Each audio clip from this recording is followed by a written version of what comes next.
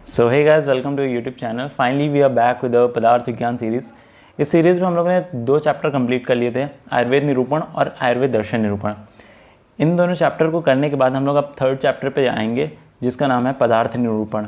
पदार्थ निरूपण हम लोग का 3rd चैप्टर है। अगर हम लोग NCSM का सिलेबस देखते हैं तो उसमें पदार्थ और दर्शन निरूपण एक साथ दिए हुए हैं। अगर हम लोग उसका डिस्ट्रीब्यूशन देखते हैं मार्क्स का, तो इसमें भी आयुर्वेद निरूपण, पदार्थ, दर्शन निरूपण साथ में दिए हुए हैं, जो कि 25 मार्क्स के आ रहे हैं। इससे MCQ भी आ रहा है, शॉर्ट आंसर भी आ रहा है, लॉन्ग आंसर भी आ रहा है। तो अब अगर सिलेबस की बात करते हैं तो इसमें पदार्थ दर्शन का एक साथ NCSM ने सिलेबस दिया था, जिसमें दर्शन का हम लोगों ने इतना पढ़ लिया है, कर लिया है। हम लोग को पदार्थ वाला देखना है कि पदार्थ में क्या क्या चीज़ें हैं, क्या क्या सिलेबस है। तो इसमें सबसे पहले है पदार्थ के लक्षण, इन्यूमरेशन, क्लासिफिकेशन ऑफ पदार्थ, मतलब कितने पदार्थ हैं, भाव पदार्थ क्या होता है, अभाव पदार्थ क्या होता है, और आचार्य चक्रक के अकॉर्डिंग कौन कौन से पदार्थ हैं। तो चलिए बिना किसी देरी के चैप्टर स्टार्ट करते हैं, देखते हैं इस चैप्टर में क्या क्या है। तो सबसे पहले पदार्थ निरूपण में कुछ मेन पॉइंट्स है जो मुझे लगता है कि इंपॉर्टेंट है, जस्ट बिकॉज जो प्रीवियस ट्रेंड्स देख रहे हैं और MCQs आ रहे हैं आपके, तो MCQs में कुछ फैक्ट्स हैं जो आपको याद करने हैं या फिर आपको ध्यान में रखना है कि अगर MCQ में आ गया तो आप लिख पाएँ। तो कुछ पॉइंट्स है, जैसे महर्षि चरक ने चरक संहिता के सिद्धि स्थान में, ठीक है, कौन से स्थान में, सिद्धि स्थान में 12वें अध्याय में 36, और महर्षि सुश्रुत ने सुश्रुत के उत्तर तंत्र में 65वें अध्याय में कुल 32 तंत्रोक्तियाँ शास्त्र ज्ञान के लिए कही हैं। ठीक है, अब ये होता है कि तंत्रोक्तियाँ क्या हैं, कि मतलब महर्षि चरक ने बता दिया कि 36 हैं और महर्षि सुश्रुत ने बता दिया 32 हैं। अब होती क्या है तंत्रोक्तियाँ, तो उसके बारे में देखते हैं। यहाँ तंत्र का अर्थ है शास्त्र, ठीक है, शास्त्र मतलब नॉर्मल आयुर्वेद के मार्गदर्शन सिद्धांत है। ठीक है, युक्ति एक ऐसी पद्धति है जिसमें उचित अर्थ को समझाने के लिए कई निरीक्षण का सहसंबंध किया जाता है। तो इसका मतलब अब देखते हैं कि क्या होता है। जैसे तंत्र मतलब आपको पता चल गया, जो आयुर्वेद के मार्गदर्शन सिद्धांत उनको तंत्र बोल दिया। और युक्ति अगर देखी जाए तो एक तरीके से हम लोग बोल सकते हैं कि किसी भी चीज़ को करने की जो स्ट्रैटेजी होती है हम लोग बनाते हैं, उसको युक्ति बोलते हैं। जैसे किसी भी पेशेंट को हम लोग ड्रग्स दे रहे हैं, ड्रग्स मीन्स कोई भी दवाई दे रहे हैं, तो वो दवाई कितनी मात्रा में होनी चाहिए, किस समय में हम लोग उसको दे रहे हैं, तो वो हम लोग को युक्ति बनानी पड़ती है, उसकी एक स्ट्रैटेजी बनानी पड़ती है कि हाँ वो किस तरीके से काम करेगी, वो कफवर्धक होगी या वो वातवर्धक होगी, और जैसे किस समय पे देना है, गर्म पानी के साथ देना है या ठंडे पानी के साथ देना है। तो ये दोनों चीज़ें, मतलब बाकी सारी चीज़ें सब ध्यान में रख करके युक्ति बनाई जाती हैं, तो वो वही युक्तियाँ होती हैं। तो यहाँ पे तंत्रोक्तियों का मतलब यही होता है। ठीक है, फिर उन तंत्रोक्तियों में एक पदार्थ नाम का एक तंत्रोक्ति बताया है दोनों महर्षियों ने, ठीक है, जिससे पदार्थ भी एक तंत्रोक्ति है। तो फिर आगे देखते हैं पदार्थ शब्द की निरुक्ति। तो पदार्थ शब्द की निरुक्ति आती है पद्यते गम्यते येनार्था सा पदार्था। ठीक है, पद्यते गम्यते येनार्था सा पदार्था, मतलब क्या होता है इसका, जिसके द्वारा किसी वस्तु विशेष अथवा विषय का अवबोध हो उसे पदार्थ कहते हैं। अब आप देख रहे होंगे जो भी इंपॉर्टेंट श्लोक्स हैं वो मैंने यहाँ लिख दिए, और इसके अलावा कोई भी मुझे नहीं लगता कि श्लोक्स ऐसे होंगे जो आपको याद करने होंगे। अगर इसमें लिखा हुआ है तो आप याद कर सकते हैं, बाकी अगर नहीं लिखा तो वो श्लोक्स आपको याद करने की ज़रूरत नहीं है। जैसे दर्शन निरूपण था, तो दर्शन निरूपण जो हम लोग ने करा था उसमें एक भी श्लोक नहीं था, क्योंकि उसमें श्लोक नहीं आते हैं। बट हाँ पदार्थ हैं, तो पदार्थ में जो भी श्लोक्स मैंने बताए, जैसे पदार्थ शब्द की निरुक्ति हो गया, या फिर आगे आएगा पद क्या होता है, पद के कितने भेद होते हैं, या फिर पदार्थ हो गया, तो पदार्थ के ये जो श्लोक्स हैं ये सब इंपॉर्टेंट है, ये सब याद करने हैं।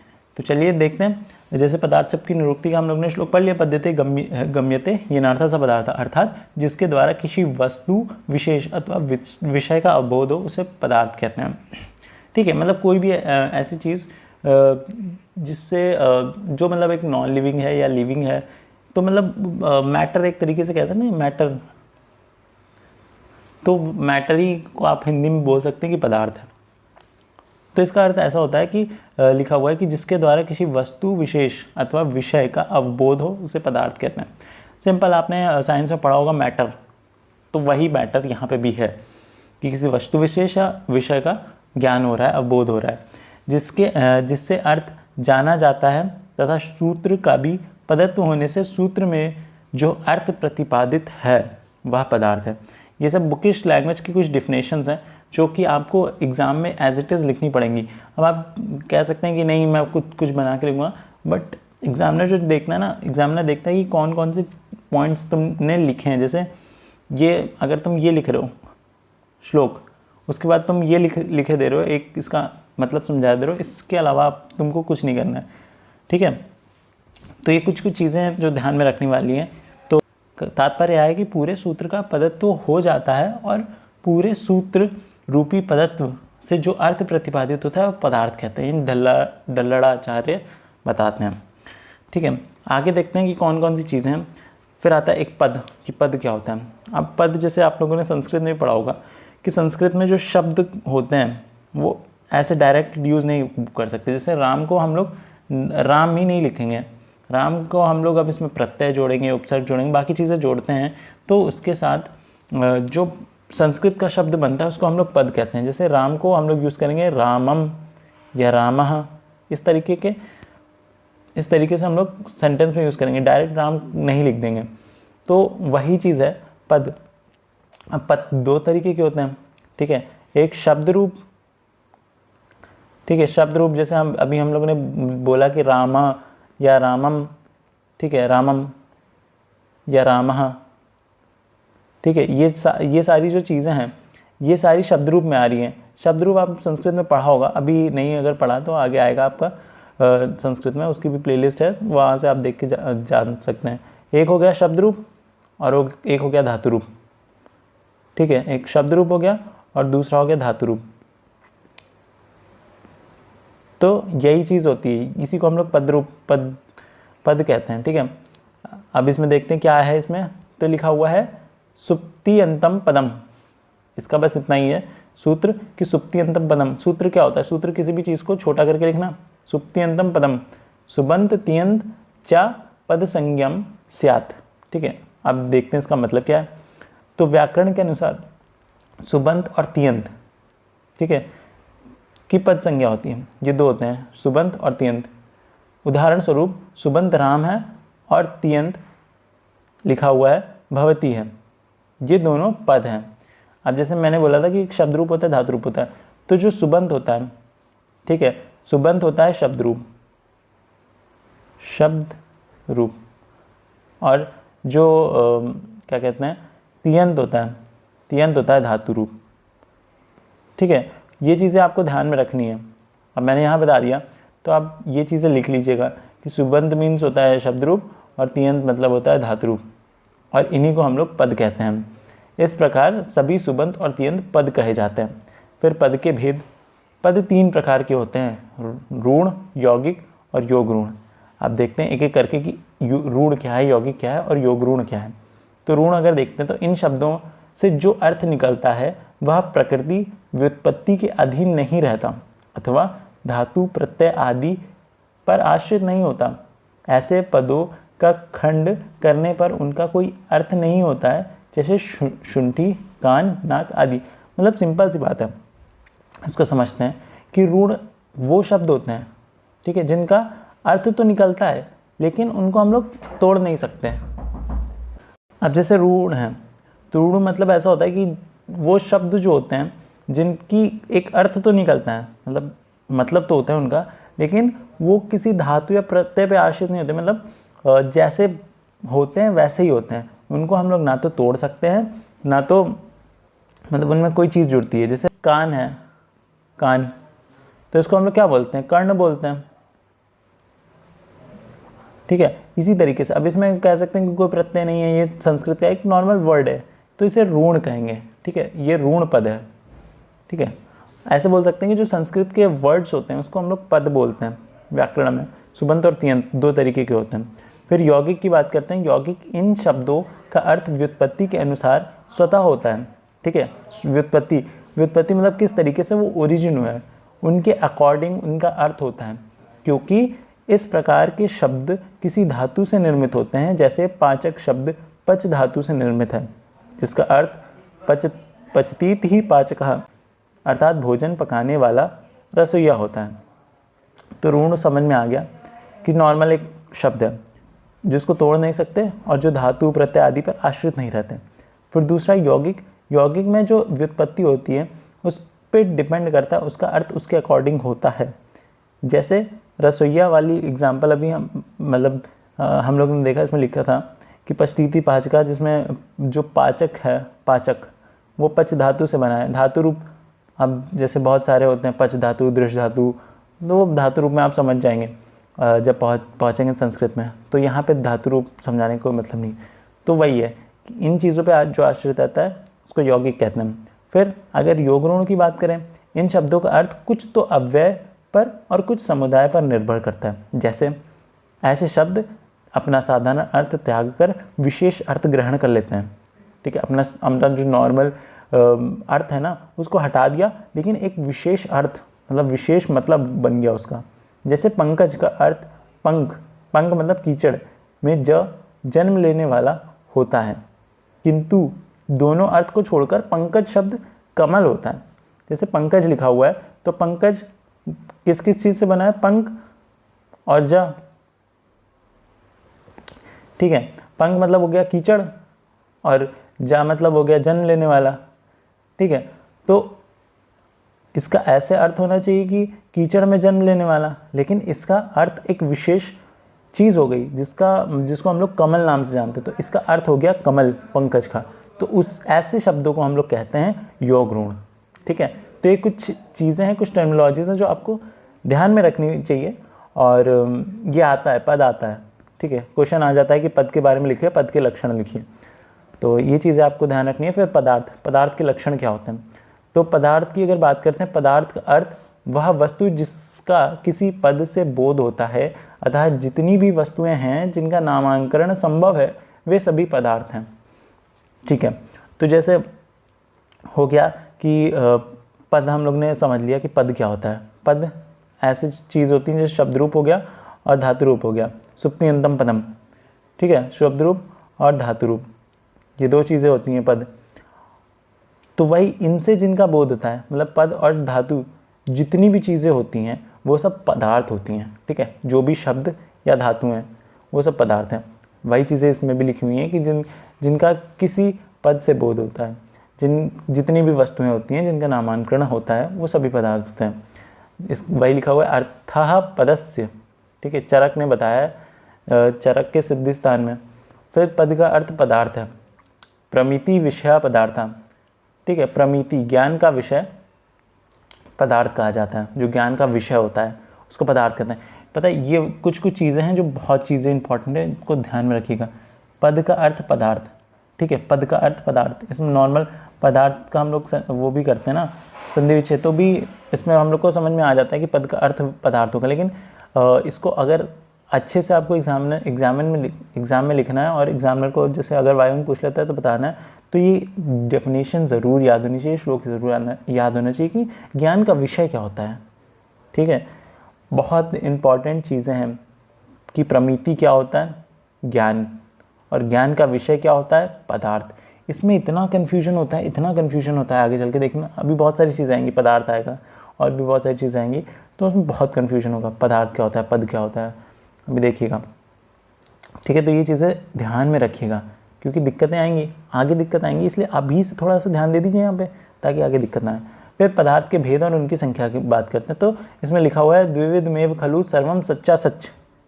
ठीक है, द्विविध, दो तरीके के पदार्थ होते हैं, मतलब दो तरीके के पदार्थ होते हैं। सत और असत भेद से दो प्रकार के होते हैं। इसी विषय को चक्रपाणी ने कहा है कि प्रमाणों द्वारा जो कुछ ज्ञातव्य है दो प्रकार का है, सत और असत। ठीक है, कुछ जो मतलब जो कुछ जाना जाता है, जो भी चीज़ें हैं वो दो तरीके की होती हैं, सत और असत। ठीक है, अब इनकी परीक्षा कैसे करते हैं, तो परीक्षा वाले अलग है, वो प्रमाण वाले चैप्टर में आएगा, वो समझ में आ जाएगा। तो वही लिखा हुआ है आगे, तात्पर्य यह है कि सत असत अर्थात भाव और अभाव ये सब दो रूप में विभक्त है, मतलब या तो है या तो नहीं है। यही दो चीज़ें हो सकती हैं ना, इसके अलावा तो नहीं हो सकता। दो ही तरीके की चीज़ें हो सकती हैं, या तो पदार्थ है या तो पदार्थ नहीं है। अगर पदार्थ है तो उसे भाव पदार्थ कह दिया, और अगर पदार्थ नहीं है तो वहाँ पे अभाव पदार्थ हो गया। अभाव पदार्थ मतलब किसी चीज़ का ना होना, और भाव पदार्थ मतलब किसी चीज़ का होना। देखिए, पदार्थ ज्ञान थोड़ा सा इस वजह से लोग कम टच करते हैं क्योंकि इसको समझाना थोड़ा सा मुश्किल होता है। इसके जो सेंटेंसेस होते हैं ना थोड़े से कॉम्प्लिकेटेड होते हैं, समझने में थोड़ा सा दिक्कत आती है। इसीलिए एक एक जो सेंटेंस है वो मैं पढ़ रहा हूँ, उसके बाद मैं बता रहा हूँ कि इसका क्या अर्थ है, इसका क्या अर्थ है। तो थोड़ा सा पेशेंटली चीज़ें सुनेंगे और थोड़ा सा अपने आप सोचेंगे ना तो ज़्यादा अच्छे से आएगा।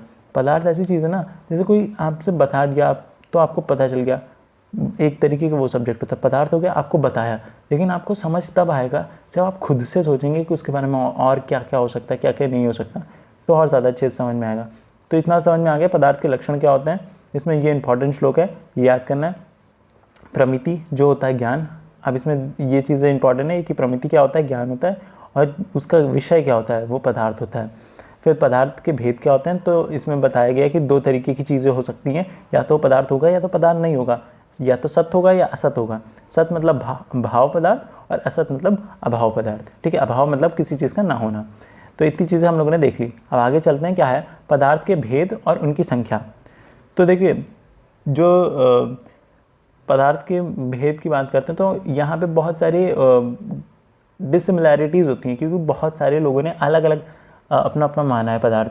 कुछ लोग कहते हैं कि इतने पदार्थ होते हैं, कुछ कहते हैं इतने पदार्थ होते हैं। जैसे चरक अपने अलग पदार्थ मानते हैं, न्याय दर्शन अलग मानते हैं, वैशेषिक दर्शन अलग मानते हैं, बौद्ध दर्शन, सब मतलब सब अपना अपना अलग अलग पदार्थ मानते हैं।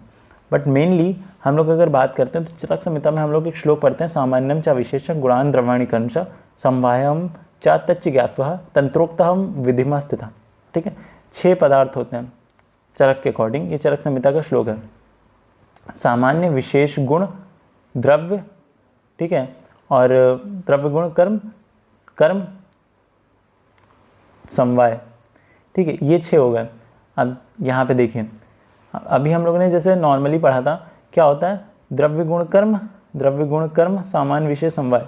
बट अगर ऐसा भी होता है, बहुत बार घुमाने के लिए ऐसा बोलते हैं कि चरक के अनुसार बताइए, चरक के अनुसार कितने पदार्थ होते हैं, और चरक ने किस तरीके से पदार्थों की बताया था, मतलब ऑर्डर बताइए। तो ये जो श्लोक है ये आपको आना चाहिए कि पहले सामान्य था, ठीक है, फिर सामान्य था पहले सबसे, उसके बाद था विशेष, उसके बाद गुण, उसके बाद द्रव्य, उसके बाद कर्म, ठीक है, उसके बाद आता है समवाय। द्रव्य, सामान्य, विशेष, गुण, द्रव्य, कर्म और सामान्य, समवाय। ठीक है, ये जो 6 पदार्थ हैं ये लाइन से इसी तरीके से याद होगा। और याद कैसे होगा, जब आप ये श्लोक याद करेंगे। ये श्लोक बहुत इंपॉर्टेंट है, सच बताऊँ बहुत ज़्यादा इंपॉर्टेंट है। चरक संहिता आएंगे तो वहाँ पे आपको याद करना पड़ेगा, इससे अच्छा यहीं पे याद कर लीजिए। फिर हम लोग देख रहे हैं कि भाव पदार्थ 2 तरीके के होते हैं, एक आश्रय पदार्थ और एक आश्रय पदार्थ। ठीक है, आश्रय का अगर हम लोग मीनिंग जाने तो आश्रय मतलब होता है किसी में आश्रय लेना। ठीक है, कोई जगह जहाँ पे हम लोग आश्रय ले सकते हैं। आश्रय क्या होता है, जहाँ पे हम लोग शरण ले सकते हैं, जहाँ हम लोग रह सकते हैं। आश्रय वो होता है जो रहता है। ठीक है, आश्रय भाव। ठीक है, एक जगह होगी, वहाँ पे एक चीज़ रहेगी, तो जो चीज़ रहेगी उसको कहेंगे आश्रय, और जिस जगह रहेगी उसको कहेंगे आश्रय। ठीक है, जहाँ पे कोई वस्तु आश्रय लेती है तो उसको कहते हैं आश्रय, और जहाँ पे और जो वस्तु होती है जो आश्रय लेती है उसको हम लोग कहते हैं आश्रयी। ठीक है, ये इंपॉर्टेंट टर्मिनोलॉजीज है जो बता रहा हूँ, समझ लीजिए। थोड़ा सा ध्यान से सुनेंगे तो ज़्यादा दिक्कत नहीं आएगी, बहुत जगह ये सारी यूज़ होंगे। तो वही है, आश्रय पदार्थ कौन से होते हैं, द्रव्य, गुण, कर्म। ठीक है, आश्रय क्या होते हैं, सामान्य, विशेष और समवाय। ठीक है, ये यहाँ पे एक्स्ट्रा लिखा हुआ है तो ये काट दीजिएगा, द्रव्य, गुण, कर्म, सामान्य, विशेष, समवाय, ये पदार्थ होते हैं। ठीक है, तो ये हम लोगों को पता चल गया कि क्या क्या चीज़ें हैं, क्या क्या नहीं है। फिर चलते हैं आगे, देखते हैं और क्या क्या चीज़ें हैं। फिर यहाँ पे एक टेबल आती है जो कि one of the most important table है आपके एग्जाम्स के लिए। किससे MCQ आएंगे, इससे शॉर्ट आंसर आएंगे, इससे बहुत सारे क्वेश्चंस बन सकते हैं। इसमें जो फैक्ट्स हैं, ये सारी चीज़ें, ये सब याद होनी चाहिए। ठीक है, क्योंकि ये बहुत इंपॉर्टेंट है, आ सकता है। अब जैसे वैशेषिक दर्शन है, अब हम लोग के उसमें कितने दर्शन थे, 9 दर्शन थे। ठीक है, 9 दर्शन थे, उन्हीं के अकॉर्डिंग चीज़ें देखना है हम लोग को। वैशेषिक दर्शन 6 पदार्थ मानता है। ठीक है, द्रव्य, गुण, कर्म, सामान्य, विशेष, समवाय। ठीक है, फिर उसके बाद जैन दर्शन मानता है 7। ठीक है, अब हम लोग ने जैन दर्शन जब पढ़ा था तो उसमें भी पढ़ा था कि कौन कौन से जो चीज़ें होती हैं, कौन कौन से पदार्थ होते हैं, उनके नाम क्या होते हैं। ठीक है, फिर देखते हैं न्याय दर्शन जो है। ठीक है, न्याय दर्शन कितने मानता है, तो न्याय दर्शन 16 पदार्थ मानता है, तो 16 पदार्थ। सांख्य दर्शन कितने मानता है, 25। योग दर्शन कितने मानता है, 26। तो ये कुछ पदार्थ की संख्या है, आपके बुक में भी टेबल बना होगा, तो बुक से भी देख सकते हैं आप। तो वही है कि ये चीज़ें आपको याद करनी है, फैक्ट बेस है। फिर उसके बाद अकॉर्डिंग टू आयुर्वेद चरक 6 मानते हैं, कुछ और विचार जो हैं वो 4 मानते हैं, और सुश्रुत मानते हैं इन्यूमरेबल, कि असंख्य पदार्थ हैं, लिखा हुआ है असंख्य। तो ये इंपॉर्टेंट बहुत क्वेश्चन है, क्योंकि ये बहुत बार एमसीक्यू में आया है, 2-3 बार मैंने देखा है कि रिपीट हुआ है, तो मोस्ट प्रॉब्ली आपके में भी रिपीट होगा, क्योंकि सब बता रहे हैं कि इतने नंबर्स हैं, इतने नंबर्स हैं, लेकिन सुश्रुत बता रहा है कि असंख्य है। तो 2021 का जो पेपर था उसमें आया था यही क्वेश्चन कि सुश्रुत ने कितने पदार्थ माने, या फिर किसने असंख्य पदार्थ माने। और बाकी इन सब के जो नंबर्स हैं, ये सब नंबर्स देख लीजिएगा, इंपॉर्टेंट है, सब नंबर्स आ सकते हैं एमसीक्यू में। ठीक है, चलते हैं आगे, देखते हैं बाकी क्या है। तो अब बात आती है अभाव की। जैसे हम लोगों ने 2 चीज़ें देखी, भाव पदार्थ और अभाव पदार्थ। तो इसमें ये श्लोक आता है, प्रतियोगी ज्ञान अधीन ज्ञान विषयत्व अभावत्वम। ठीक है, अलग अलग करके आप पढ़ेंगे तो चीज़ें आएंगी। जैसे प्रतियोगी ज्ञान अधीन ज्ञान विषयत्व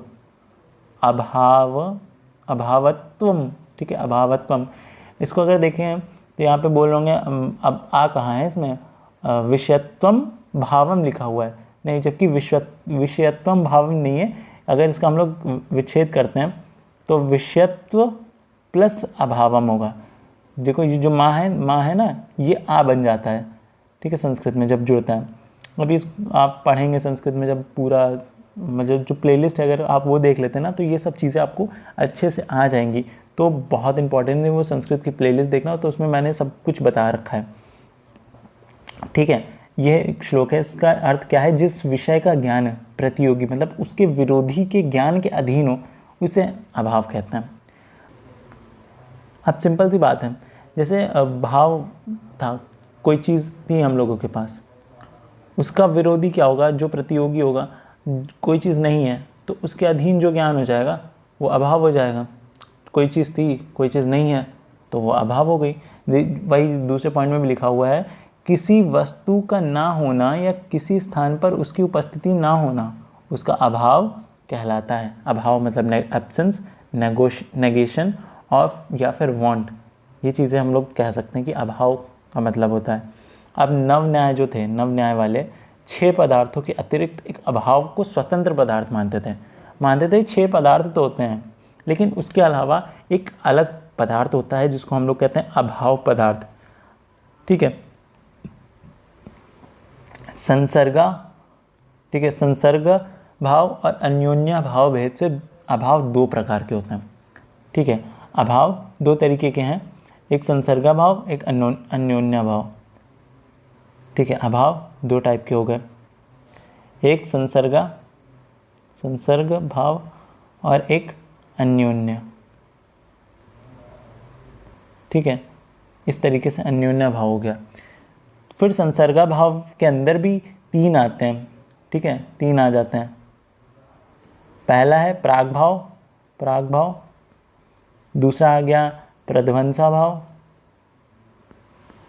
और तीसरा आ गया अत्यंता भाव। ठीक है, ये कुछ टर्मिनोलॉजीज़ हैं जो कि इम्पॉर्टेंट है। अभी आपको समझाऊंगा मैं कि क्या क्या इनका मतलब होता है। बाकी एक क्लासिफिकेशन इस तरीके का होता है, समझ में आ रहा है ना, कि संसर्गा भाव और अन्योन्या भाव, अभाव 2 तरीके का हो गया। फिर संसर्गा भाव भी 3 तरीके का होता है, प्राग भाव, प्रध्वंसा भाव और अत्यंता भाव। ठीक है, चलते हैं, देखते हैं अब इसका मतलब क्या है। तो इसका जैसे लिखा हुआ है कि प्राग भाव, सबसे पहले है कि प्राग भाव क्या होता है। प्राग भाव के कार्य की उत्पत्ति से पूर्व कार्य का जो अभाव रहता है उसे प्राग भाव कहते हैं। वह प्राग भाव कहा जाता है, यह अभाव यद्यपि अनादि है तथापि नाशवान है, जैसे घट की उत्पत्ति होने तक उसका अभाव रहता है। जैसे हम लोगों को घट बनाना है, घट बनाने के लिए हम लोग के पास मिट्टी है। ठीक है, मिट्टी है, तो मिट्टी है और हम लोग को घट बनाना है, तो अभी घट है तो नहीं ना, अभी हम लोग को बनाना है या फिर अभी उसकी उत्पत्ति हो रही है, लेकिन उत्पत्ति से पूर्व उसका जो अभाव है, जो उसकी एब्सेंस है, वो अभाव कहलाता है। और कौन सा भाव कहलाता है? संसर्गा भाव कहलाता है। संसर्गा भाव में कौन सा भाव कहलाता है? प्राग भाव कहलाता है। ठीक है, इसका एक अनदर एग्जाम्पल हम लोग देखते हैं कि जैसे हम लोगों के अंदर रोग की अभी उत्पत्ति नहीं हुई है, बट ऐसा तो नहीं है कि रोग की उत्पत्ति नहीं हो सकती। रोग की उत्पत्ति से पूर्व रोग का अभाव, कि अभी रोग नहीं हुआ है, अभी रोग का अभाव है, तो उस अभाव को हम लोग कहेंगे प्राग भाव। ठीक है, आई होप इस एग्जाम्पल के बाद आपको एकदम क्रिस्टल क्लियर हो गया होगा। ठीक है, फिर प्रध्वंसा भाव, वह अभाव है जो कार्य के विनिष्ट हो जाने के पश्चात होता है। जैसे अब घड़ा हम लोगों के पास नहीं था, ठीक है, तो प्राग भाव था। प्राग भाव करने के बाद हम लोग ने घड़ा बना दिया, तो उसका मतलब घड़ा आ गया हम लोग के पास। अब घड़ा हम लोग ने तोड़ दिया, नष्ट कर दिया, वो फिर मिट्टी में मिला दिया घड़े को, तो अब जो अभाव हो गया उसका, तो उसको कहेंगे प्रध्वंसा भाव। ठीक है, प्रध्वंसा भाव। देखिए इसमें क्या है, मतलब है तो बहुत ईजी, मतलब बता रहे कि घट की उत्पत्ति से पूर्व जो उसका अभाव हो गया प्राग भाव, घट की उत्पत्ति मतलब नष्ट होने के बाद जो अभाव हो गया प्रध्वंसा भाव। है तो मतलब ईजी, लेकिन एक वो चीज़ आती है ना कि ये बहुत कन्फ्यूजिंग है। अभी अत्यंता भाव और अन्योन्या भाव में इतना कन्फ्यूजन आता है ना, कि ये होता है कि अत्यंता की जगह अन्योन्या लिख देते हैं, अन्योन्या की जगह अत्यंता लिख देते हैं। तो कुछ चीज़ें होती हैं ना जो दिक्कत देती हैं, वो मैं पहले ही बता दे रहा हूँ। ठीक है, तो प्रध्वंसा भाव हम लोग देख रहे थे, जैसे घट के नष्ट हो जाने के पश्चात घट का जो अभाव होता है वो प्रध्वंसा भाव कहलाता है। तो ये चीज़ें हो गई दो। अब तीसरा देखते हैं अत्यंता भाव, जहाँ दो वस्तुओं का भूत, वर्तमान और भविष्य तीनों काल में संसर्गा भाव हो। ठीक है, संसर्गा भाव क्या था? किसी चीज़ का अभाव, नॉर्मल। संसर्गा भाव मीन्स नॉर्मल अभाव जो होता है, उसी को हम लोग कह सकते हैं संसर्गा भाव। संसर्गा भाव 3 तरीके के होते हैं, 3 तरीके में हम लोगों ने देखा था। अभी आखिरी है अत्यंता भाव। यहाँ पे बता रहे हैं कि दो वस्तुओं में ना तो कभी पहले वो था, मतलब पहले भी वो चीज़ नहीं थी, अभी भी वो चीज़ नहीं है और आगे भी वो चीज़ नहीं आएगी, उस अभाव को हम लोग कहते हैं संसर्गा भाव। जैसे कि वायु में रूप का अत्यंता भाव होता है, मतलब हम लोग हवा को तो नहीं देख सकते, ना तो कभी हम लोग हवा को पहले देख सकते थे, ना तो अभी हम लोग देख सकते हैं, ना तो आगे भविष्य में कभी देख पाएंगे। तो जो वायु में रूप का अभाव है, मतलब उसकी जो शक्ल है या फिर कह सकते हैं वो कैसा दिखता है, कैसा नहीं दिखता है, ये इस चीज़ का जो अभाव होता है, जो हम लोग नहीं देख पाते हैं, वायु में रूप का अभाव, ये एक अत्यंता भाव का एग्जाम्पल है। वायु में रूप का भाव ना कभी था, ना कभी होगा और ना अभी है। ठीक है, फिर नेक्स्ट देखते हैं दूसरा वाला पॉइंट। ठीक है, 2 था संसर्गा भाव और अन्योन्या भाव। तो संसर्गा भाव में 3 थे, प्राग भाव, प्रध्वंसा भाव, अत्यंता भाव। फिर अब हम लोग दूसरा बोल रहे हैं अन्योन्या भाव। तो अन्योन्या भाव ऐसा होता है कि एक वस्तु का अन्य वस्तु में जो अभाव होता है उसे अन्योन्या भाव कहते हैं। ठीक है, सिंपल सी बात। जैसे घट पट नहीं है और पट घट नहीं है, 2 अलग अलग चीज़ें हैं। जैसे हम लोग कह सकते हैं कि जैसे फ़ोन है हम लोग का और फ़ोन का चार्जर होता है, 2 चीज़ें होती हैं। हम लोग का ये फ़ोन है, ठीक है, फ़ोन है यहाँ पे, और ये फ़ोन का चार्जर है। ठीक है, तो ना तो ये चीज़ ये है, ना तो ये चीज़ ये है। फ़ोन में चार्जर का अभाव है और चार्जर में फ़ोन का अभाव है, इसको हम लोग कहते हैं अन्योन्या भाव। ठीक है, कोई 2 अलग अलग चीज़ें हैं, ना तो एक चीज़ दूसरी है, ना दूसरी चीज़ एक मतलब पहली है। ठीक है, तो इस तरीके से हम लोग इसको समझ सकते हैं, बहुत लेमन्स लैंग्वेज में मैंने बताया। तो जैसे घट में पट का ना होना और पट में घट का ना होना, इसको हम लोग अन्योन्या भाव कहते हैं। ठीक है, ये एक क्लासिक एग्जाम्पल है, ये आप यही एग्ज़ाम में लिख के आएंगे। ठीक है, फिर आगे देखते हैं कि और कुछ पॉइंट्स हैं जो इसमें इंपॉर्टेंट है, देखते हैं। नवनयन के आचार्यों ने 2 पदार्थ माने हैं, भाव और अभाव। अभी हम लोगों ने देखा था। वैशेषिक दर्शन ने अभाव को पृथक स्वतंत्र पदार्थ नहीं माना। वैशेषिक दर्शन ने 6 माने थे, द्रव्य गुण कर्म सामान्य विशेष समवाय, जो कि आयुर्वेद भी मानता है। आयुर्वेद में चरक मानते हैं, सुश्रुत मानते हैं कि असंख्य था। ठीक है, तो ये चीज़ें हैं, ये चीज़ें आनी चाहिए, सब बेस है, बेस स्ट्रॉन्ग होगा ना तो दिक्कत नहीं आएगी। वैशेषिक दर्शन अभाव को एक स्वतंत्र पदार्थ नहीं मानता, कहता नहीं है कोई स्वतंत्र पदार्थ नहीं है, बस पदार्थ का ना हो नहीं अभाव है। भाव पदार्थ रोगी की उत्पत्ति और निवारण में कारण है, वैसे ही अभाव भी रोगों की उत्पत्ति और निवृत्ति में कारण है। ऐसा बोलते हैं। भोजन के अभाव से रोग की उत्पत्ति या निवृत्ति की बात की जाती है तो कथन ठीक नहीं है, क्योंकि इसमें भोजनाभाव के कारण शरीर में लघुता गुण का भाव होने से रोग की उत्पत्ति या निवृत्ति होती है।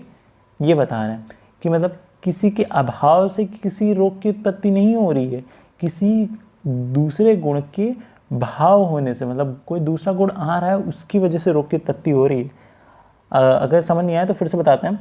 जैसे इसमें एग्जाम्पल दिया हुआ है कि हम लोग भोजन नहीं करेंगे, ठीक है, एक इंसान है ये भोजन नहीं कर रहा है, खाना नहीं खा रहा, तो खाना नहीं खा रहा तो हम लोग मतलब ऐसा बोलते हैं नव न्याय वाले कि खाना नहीं खा रहा इसलिए इसमें रोग की उत्पत्ति हो रही है, इसलिए मतलब क्षीण हो रहा है, पतला दुबला हुआ जा रहा है, क्रश हुआ जा रहा है। बट यहाँ जो दूसरे लोग हैं वैशेषिक दर्शन वाले हैं वो बोल रहे हैं कि ऐसा नहीं है कि ये खाना नहीं खा रहा, खाने का अभाव है उसकी वजह से इसको रोग उत्पत्ति हो रही है। वो कह रहे हैं खाना नहीं खा रहा इसकी वजह से जो लघुता का गुण है वो बढ़ रहा है, जो वात है वो बढ़ रहा है, वो लघुता को बढ़ा रहा है, तो लघुता आ रही है, यहाँ पे लघुता का भाव हो रहा है, उसकी वजह से रोग उत्पत्ति हो रही है, ना कि खाना का अभाव की वजह से। तो ठीक है, यही इन लोगों में वो था डिसएग्रीमेंट था कि वैशेषिक दर्शन अभाव को एक पृथक स्वतंत्र पदार्थ नहीं मानते। पृथक मतलब होता है अलग, सेपरेट, ठीक है, नहीं मानते। देखिए ऐसा होता है ना, जैसे कुछ चीज़ें होती हैं जो मतलब हिंदी की होती हैं, थोड़ी सी शुद्ध हिंदी होती है, तो नॉर्मली लोगों को समझ नहीं आ रही होती है, तो ठीक है उसका मतलब भी मैं बीच बीच में बताता रहता हूँ। फिर नेक्स्ट देखते हैं पदार्थ का साधर्म एवं वैधर्म, सिमिलैरिटीज़ एवं डिससिमिलैरिटीज़। ठीक है मैं एक तरीके से तो नॉर्मल ट्रांसलेट ही कर देता हूँ साधर्म क्या है वैधर्म क्या है। तो वही है साधर्म और वैधर्म कि क्या क्या चीज़ें समान हैं और क्या क्या चीज़ें अपोजिट हैं। देखो समानो धर्मः साधर्म्य विरोधो धर्मो वैधर्म्य। ठीक है, जो समान धर्म होते हैं वो साधर्म्य होते हैं और जो विरुद्ध होते हैं, ठीक है, वो धर्म जो होते हैं वो वैधर्म्य होते हैं। ठीक है, समान धर्म साधर्म और असमान धर्म वैधर्म्य कहलाता है। पदार्थों के अंतर्गत कुछ ऐसे धर्म, ठीक है, कुछ ऐसे धर्म हैं जो समान रूप से रहते हैं, वे पदार्थ के साधर्म हैं, और कुछ ऐसे धर्म हैं जो उनमें असमान रूप से रहते हैं, वे पदार्थ वैधर्म कहे जाते हैं। ठीक है, अब ये तो पता चल गया कि साधर्म और वैधर्म क्या होता है, इसकी क्या डेफिनेशन होती है। अब देखते हैं क्या क्या चीज़ें हैं। तो साधर्म क्या है पदार्थों में, जैसे पहला पॉइंट हम लोग देखते हैं कि द्रव्यादि जो षट पदार्थ हैं, मतलब 6 पदार्थ हम लोग देखें ना, द्रव्य गुण कर्म सामान्य विशेष समवाय। अगर द्रव्य आदि लिखा होगा, ठीक है, द्रव्य आदि में सारे आ जाएंगे, द्रव्य गुण कर्म सामान्य विशेष समवाय 6 की बात करेंगे। जैसे इसके अलावा वात आदि लिखा हुआ है, वात आदि, तो वात आदि में तीनों आ जाएंगे, वात पित्त कफ, ठीक है। या फिर रस आदि, रस आदि, तो रस आदि में 7 धातु आ जाएंगे, रस रक्त मांस में दस्ती मज्जा शुक्र। ठीक है, इस तरीके से ये ध्यान रखिए कि मतलब क्या कह रहा है इस सेंटेंस का। तो द्रव्यादि जो षट पदार्थ हैं उसमें प्रथम साधर्म यह है कि अस्तित्व, अभिधेय, ठीक है, अभिधान योग्यता और ज्ञत्व सभी में है,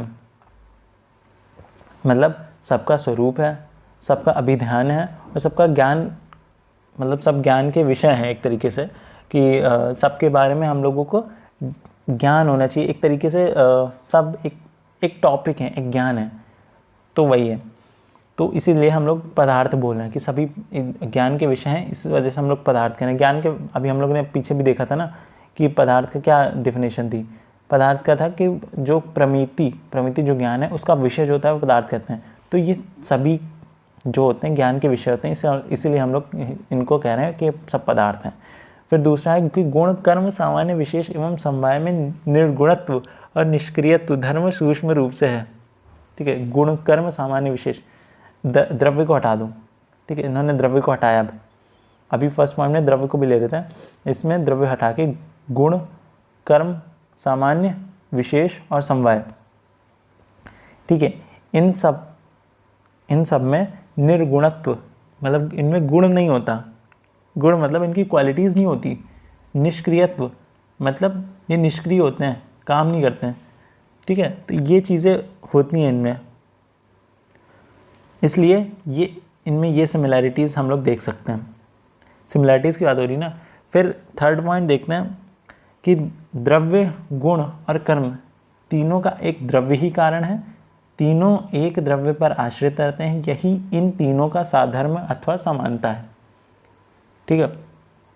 सामान्य विशेष समवाय और अभाव की कोई जाति नहीं है, ठीक है, कोई जाति नहीं होती। जैसे द्रव्य की जाति होती है, लेकिन सामान्य विशेष समवाय अभाव इन सब की जाति नहीं होती, अतः यह परस्पर सामान्य होने से समान धर्मी है। जैसे इनमें ये चीज़ से सिमिलर है, इसलिए हम लोग बोल रहे हैं, ठीक है। मतलब समझ में आ गया कि क्या साधर्म्य है, हम लोग क्या बता रहे हैं। पहला कि जितने भी पदार्थ हैं वो एक ज्ञान के विषय हैं, इसलिए हम लोग उनको पदार्थ बोल रहे हैं, पहला। दूसरा ये है कि द्रव्य को छोड़ के गुण, कर्म, सामान्य, विशेष, इनमें कोई गुण नहीं होता, गुण में गुण नहीं होता, याद रखना। गुण में गुण नहीं होता, कर्म में नहीं होता, सामान्य में नहीं होता, और ये निष्क्रियत्व धर्म है इनके पास। तो इसलिए इनमें ये सिमिलैरिटीज़ आ गई। द्रव्य, गुण और कर्म, ये जो तीन है, ये इनमें क्या कारण है? द्रव्य होगा तो गुण होगा, द्रव्य होगा तो द्रव्य होगा, कर्म होगा। अगर द्रव्य नहीं है तो ये तीनों भी नहीं रहेंगे, इनमें समवाय संबंध होता है। यही इन तीनों का साधर्म है, यही ये इन तीनों में सिमिलैरिटीज़ हैं। चौथा है सामान्य विशेष समवाय और अभाव, इनकी कोई जाति नहीं होती है, ठीक है। फिर पदार्थ की बात करते हैं, वैधर्म की। तो द्रव्य में गुण एवं कर्म रहते हैं। तो यहाँ पे देख रहे हैं हम लोग कि द्रव्य में गुण एवं कर्म रहते हैं। द्रव्य है जो द्रव्य में गुण और कर्म है।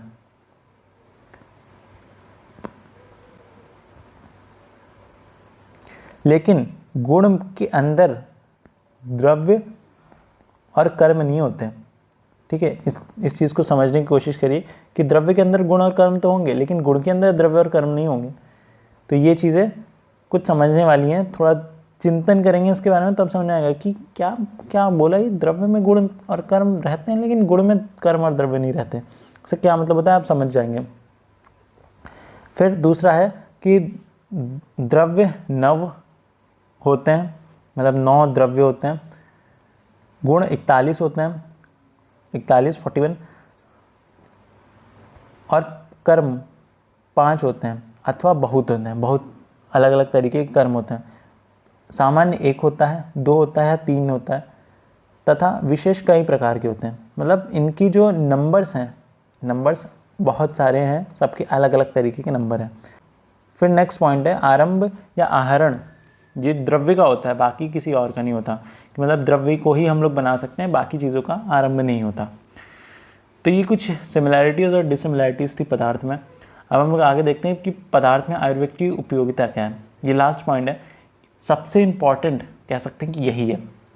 आता है कि पदार्थ का उपयोगिता बताओ, दर्शन की उपयोगिता बताओ, गुण की उपयोगिता बताओ। आयुर्वेद में उपयोगिता बहुत आएंगी, मतलब एक तरीके से कह सकते हैं ना 40 से 50 नंबर का उपयोगिता ही पूछी जाएगी। तो सबसे पहले वह द्रव्य 3 प्रकार के हैं, 3 प्रकार के, किंचित दोष प्रशमनम, किंचित धातु प्रदूषणम, स्वास्थ्यवृतम मतम, किंचित त्रिविधम द्रव्यम उच्यते, ठीक है। ये श्लोक है चरक का सूत्र स्थान का पहले अध्याय का 68वां श्लोक, ठीक है। आप चरक में अभी पढ़ेंगे ना तो पहले ही चैप्टर में आए गए कि 3 तरीके के द्रव्य होते हैं। अभी हम लोग ने सिलेबस देखा था ना, तो उसमें बता रहे थे द्रव्य आयुर्वेद के अकॉर्डिंग या चरक के अकॉर्डिंग कितने तरीके के द्रव्य हैं। तो 3 तरीके के होते हैं। कुछ द्रव्य दोषों को शांत करते हैं, कुछ द्रव्य धातुओं को दूषित करते हैं, और कुछ द्रव्य स्वास्थ्यवृत्त के लिए कहे गए हैं, अर्थात कुछ द्रव्य स्वास्थ्य के लिए हितकारी हैं, स्वास्थ्य के संरक्षण करते हैं। तो ये चीज़ें होती हैं, 3 तरीके के द्रव्य हम लोगों ने देख लिया। अब सामान्य और विशेष का प्रतिपादित करते हुए महर्षि चरक ने कहा है कि सर्वदा सर्वभावनम सामान्यम वृद्धि कारणम ह्रास हेतु विशेषस्तु प्रवृत्ति उभयस्तु। ये भी पहले चैप्टर का ही श्लोक है। तो वही बता रहे हैं कि Charak Samhita one of the most important subject है आपके फर्स्ट ईयर के लिए। तो उसके श्लोक्स आपके वो अच्छे से तरीके से याद होने चाहिए। अगर वो याद हो गए ना तो ये सारे श्लोक्स अपने आप याद ही रहेंगे, ठीक है। ये सब याद करने की ज़रूरत नहीं है, ये सब वहीं मिल जाएगा तुम्हें। फिर क्या मतलब हुआ, जो सर्वदा मतलब हमेशा, सर्वभावनाम मतलब हर तरीके के भाव से, सर्वभाव मतलब हर तरीके के भाव से, सामान्यम वृद्धि कारणम, जो वृद्धि करवाता है उसको हम लोग सामान्य बोलते हैं। ठीक है, कोई चीज़ है, जैसे हम लोग मांस खा रहे हैं, मांस से मांस की वृद्धि हो रही है, मांस से मांस की वृद्धि हो रही है, तो इसको हम लोग सामान्य बोलेंगे कि हाँ कि किसी चीज़ की वृद्धि हो रही, कोई चीज़ बढ़ रही है तो ये सामान्य है।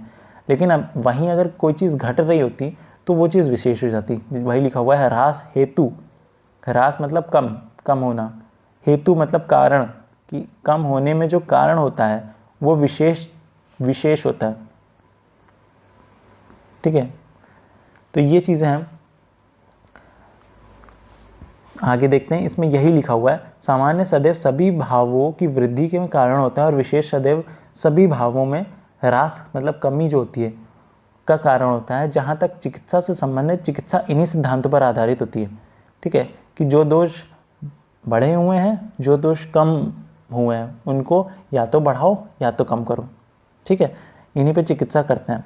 कि द्रव्य की भांति वात पित्त कफ जो गुण हैं, तदयुक्त पदार्थ के सेवन से उनकी वृद्धि, और इसी प्रकार वात पित्त कफ वर्धक जो कर्म हैं उनके सेवन करने से उनकी वृद्धि, तत्परिचित आचरण से उन मतलब उल्टा वाइस वर्षा करने से उनकी कमी होती है। इतनी चीज़ें समझ में आ रही ना कि सामान्य क्या होता है।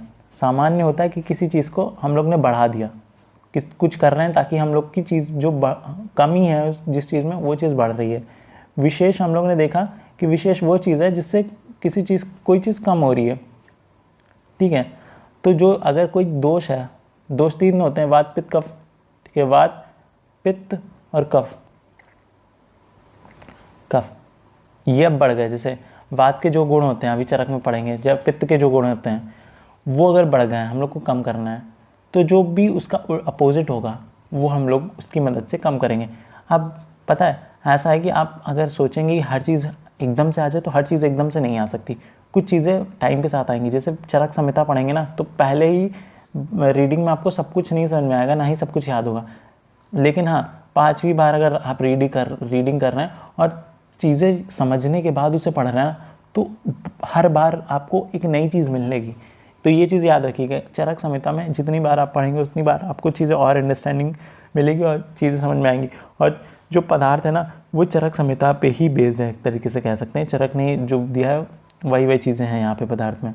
इसी प्रकार समवाय भी चिकित्सा में उपयोगी है। जहाँ द्रव्य वहाँ द्रव्य के गुण को छोड़कर नहीं रहता, उसी प्रकार द्रव्य गुण द्रव्य को छोड़कर नहीं रहता। द्रव्य और गुण एक संबंध में है, जो समवाय संबंध, मतलब वही बता रहे हैं कि चिकित्सा में ये उपयोगिता होती है पदार्थ की, कि द्रव्य जो है, द्रव्य गुण के साथ हमेशा रहेगा। कि एक द्रव्य है तो उसमें एक गुण तो ज़रूर प्रेजेंट होगा। अगर ड्रग है तो ड्रग की एक क्वालिटी भी तो होगी। ठीक है, तो क्वालिटी भी तो होगी।